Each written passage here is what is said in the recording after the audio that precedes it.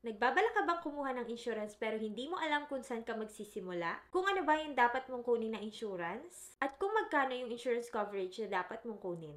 No worries! In this video, I will share the 6 tips na dapat mong tandaan bago ka kumuha ng sarili mong insurance. Number 1 is to understand your needs. Bakit ka ba kukuha ng life insurance? Are you looking to protect your family's financial future? Or gusto mo ng funeral expenses coverage? May utang ka ba sa bangko or sa other institution na kailangan mong bayaran? Knowing your goals will help you to choose the right policy. Ako, when I got my first insurance, it was a VUL plan. It is an insurance plan with investment component. Because my goal at the time is to protect my income since I'm a breadwinner. What if I got sick? As a breadwinner, kung hindi ako magtira para sa sarili ko at pag nagkaroon ako ng financial difficulty, sino kakapitan ko? Kaya kapag breadwinner ka, ikaw yung provider, wala kang aasahan na ibang tao, save a little for your future self. Kung nakakain mo naman yung mga gusto mong kainin, nakakapunta ka sa iba't ibang lugar, I know you can afford to get yourself an insurance. 2018, I was 21 years old when I got my first policy and after a month, kumuha ako ng second policy ko.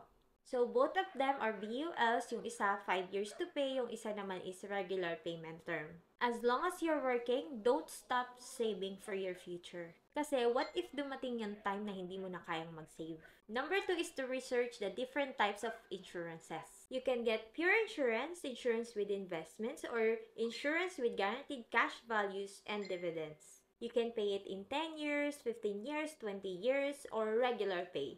Each type of insurances has its pros and cons. Kaya napaka-importante talaga to learn about them before making a decision. Number 3 is to evaluate your coverage amounts. Magkano nga ba ang coverage na kailangan mo based on your financial obligations? Do you have mortgage payment, car expenses, education expenses, or kukuha ka ba ng insurance to protect your income in the future? For you to secure that your loved ones can still continue the life without you? Kung lahat yun i-compute natin, it will be millions. And the question is, gaano ba tayo ka-prepare? Number 4 is to review your policy terms.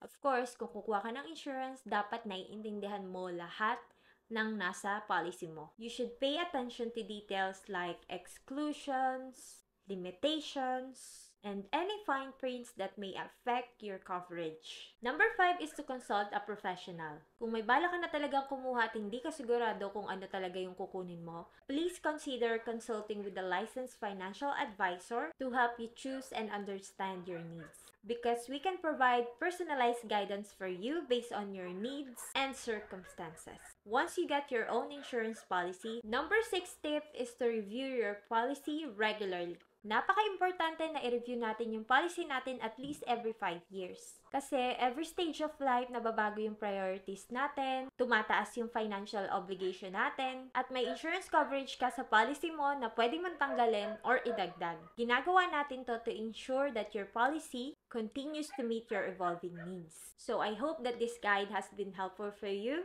If you have any questions or topics that you'd like to cover in my future videos, comment lang kayo.